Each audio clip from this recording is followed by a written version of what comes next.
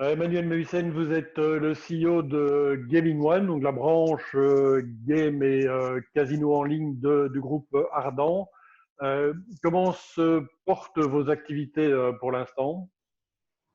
Vous savez, au niveau de Gaming One, qui est la branche jeux de hasard au sein d'Ardent Group, nous avons principalement deux axes. Il y a l'axe terrestre, ben là je ne vais pas vous dire que ça va bien, puisque nous avons 42 établissements qui sont fermés aujourd'hui, tous les Belges, bien entendu, les salles de jeu, les casinos, les bornes terrestres dans les librairies, mais également nos activités en France. Nous avons 6 établissements et notre casino en Suisse à Davos.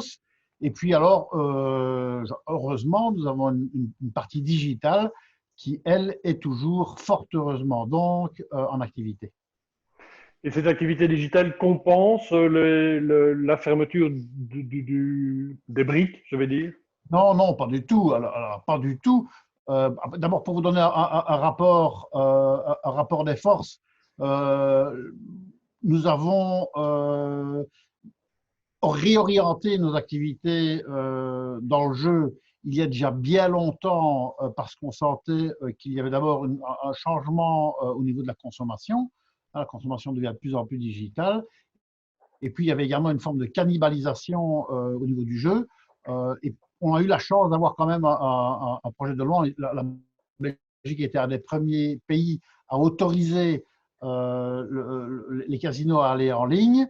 On avait largement anticipé le mouvement. Et donc aujourd'hui, 35% de notre chiffre d'affaires reste terrestre et 65% est digital.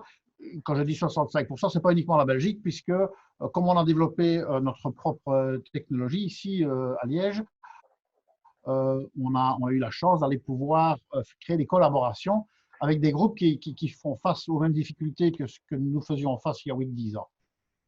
C'est ça. Donc 65% vient quand même du virtuel. C'est Oui. une part très importante. Donc finalement, OK, il y a un manque à gagner, mais ça n'est pas non plus une catastrophe. Alors, les 65% ne sont malheureusement pas conservés.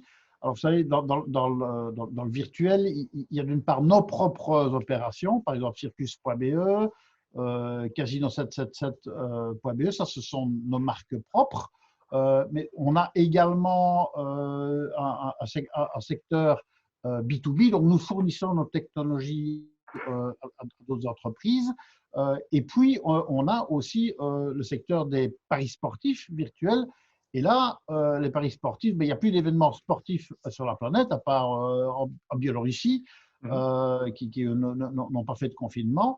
Et donc, il n'y a plus aucun événement sportif. Et donc, ce chiffre-là, c'est quasiment totalement effondré, ce qui fait qu'aujourd'hui, on a une partie de notre chiffre digital qui a également disparu. Je dirais, c'est difficile de faire les comptes comme ça, mais je dirais qu'au total, 50% de notre chiffre d'affaires a disparu. Tout compris alors. Compris, oui, oui, Les briques et le absolument. clic, oui, OK, Oui, absolument. c'est ça. Ce qui veut dire que si on regarde le bottom line, en fin d'année, qu'est-ce que ça va engendrer sur votre marge, sur votre bénéfice?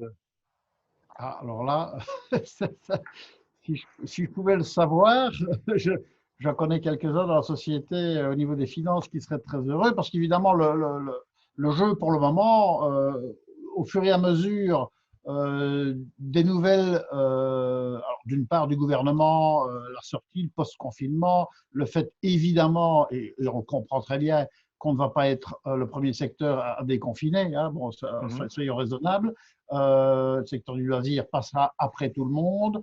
Euh, les gros établissements, les gros casinos comme le Casino de Namur, bah, évidemment qu'on sait que on essaye de réfléchir à ce qu'on pourrait proposer comme mesure en post-confinement. Et puis, il y a d'autre part les nouvelles scientifiques. Moi, j'essaie beaucoup de lire ce qui se passe dans différents pays, les avis des médecins, quand est-ce qu'on va arriver à maîtriser ça, comment va-t-on vivre avec ça, parce que de la manière dont on va vivre, de la manière dont on va le vaincre, dépend évidemment la manière dont on va renouer avec le business as usual dans le terrestre. Et je vais dire qu'au fur et à mesure des semaines qui passent, on refait des plans, on refait des budgets pour essayer de voir à quelle sauce on va être mangé et voir un peu quelle trésorerie va-t-on devoir prévoir. Parce que effectivement, les frais sont assez élevés d'une manière générale dans les commerces terrestres. Au niveau de taxation, je ne vous apprends pas que ce soit en Belgique ou en France, bah, nos marges, peu importe le type de commerce, elles sont ténues. Donc, dès que vous avez une petite partie de votre chiffre d'affaires qui disparaît, en général 10-15%, ça suffit pour ne plus gagner d'argent. Alors, donc, et fatalement, dans la vie post-confinement, on ne peut pas raisonnablement espérer que les gens vont consommer de la même manière, en tout cas pendant un certain nombre de mois. Et donc, aujourd'hui, l'exercice, je ne vous dis pas qu'il est quotidien, mais en tout cas, on s'y est déjà livré 3 fois sur 45 jours, de voir quelle ligne on allait pouvoir tirer pour sortir de cela, et de là en découleront les stratégies. Mais voilà, on refera encore l'exercice à 15 jours sans doute. C'est ça. On pouvait imaginer que tout ce qui était jeu en ligne allait très fortement augmenter. Finalement, ça n'est pas le cas. Qu'est-ce qui explique ça? C'est que les gens ont peut-être moins de moyens aussi à cause du chômage technique, par exemple? Les gens ne sont pas fous, et surtout pas les Belges. Vous savez, en période de crise, les gens sont stressés, sont prudents.